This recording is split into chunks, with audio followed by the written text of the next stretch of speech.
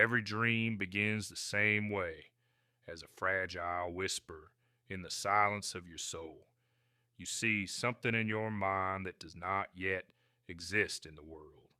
You feel it, you taste it, you know it belongs to you.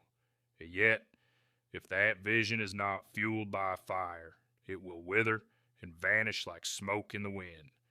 This is why the graveyard is the richest land on earth. It holds inventions never built, songs never sung, books never written, businesses never launched, empires never born. Not because people lacked dreams, but because they lacked hunger, because they lacked desire, rise and energy. Desire is not a wish. Wishes are soft, passive, fleeting. Desire is a raging hunger that devours obstacles, a burning obsession that refuses to die. Napoleon Hill wrote, "Every great achievement begins with a definite chief aim, and that aim must be desired so deeply that you are willing to stake your very life upon it. Without that level of intensity, your dream will collapse under the weight of the world's doubt." Storytelling, rhythmic. Look back at history. Andrew Carnegie was not born into steel. He was born into poverty, a Scottish immigrant boy working long hours in factories. Yet inside his chest burned an obsession, the hunger to rise, to build, to create wealth not just for himself, but for generations. That desire drove him to climb rung after rung, until he stood as the richest man of his era.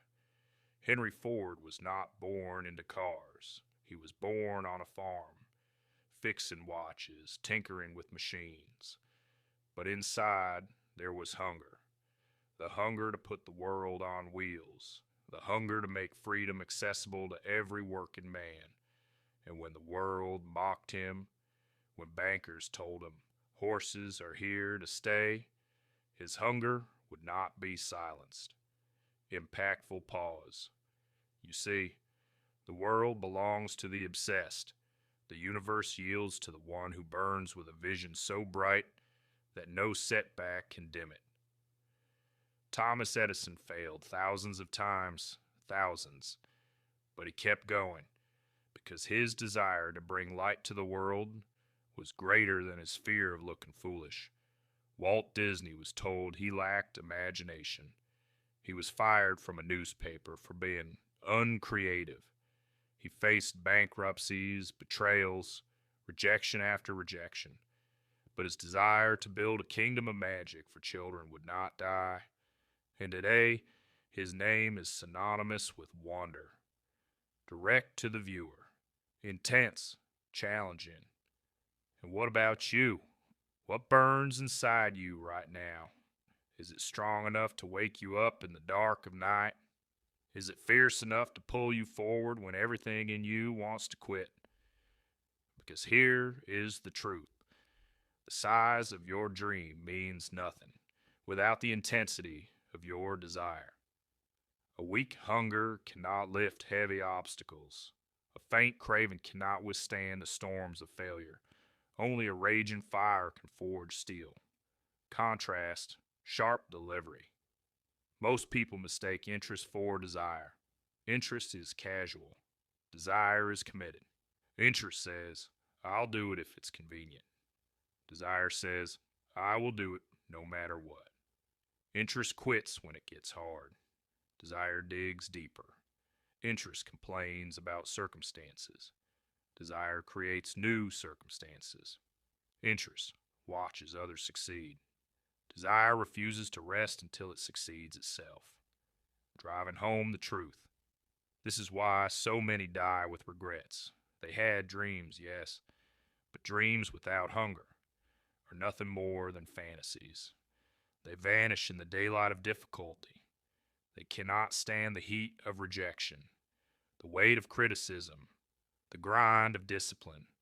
To manifest a dream, you must want it so badly that you are willing to sacrifice sleep, comfort, reputation, even safety, because the pain of not pursuing it is greater than the pain of failing at it.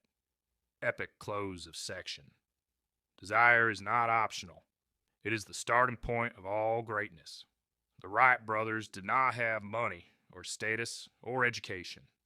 What they had was desire, the burning belief that man could fly. And so, in a bicycle shop, they defied gravity itself. Abraham Lincoln was born in a log cabin, raised in crushing poverty. He failed in business. He lost elections. He battled depression. And still, his desire to preserve the Union, to end slavery, drove him to become one of the greatest leaders the world has ever known. So, the question is not whether you have a dream. The question is, do you have the hunger to fight for it? Because if you do not, your dream will die, and if you do, nothing on earth can stop you.